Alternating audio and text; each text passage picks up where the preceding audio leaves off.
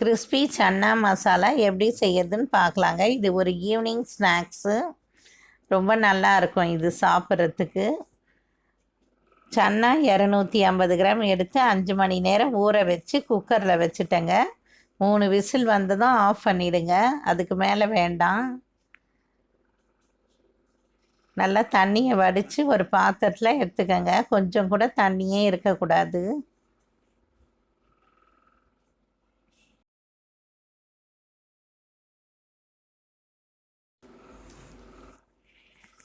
ட்ரையாக இருக்கிற சன்னால் கார்ன்ஃப்ளவர் மாவு 2-3 ஸ்பூன் சேர்த்துக்கிட்டேங்க. சில்லி பவுடர் எடுத்துக்கிட்டேன். சில்லி பவுடர் 1 ஸ்பூன் எடுத்துக்கோங்க. அரிசி மாவு 1 ஸ்பூன் சேர்த்து நல்லா கலந்துக்கங்க. சால்ட்டு கொஞ்சமாக கலந்துக்கங்க.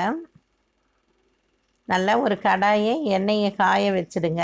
எண்ணெய் நல்லா காஞ்சதும் பவுடராக இருக்கிற இந்த சன்னாவை எடுத்து போடுங்க.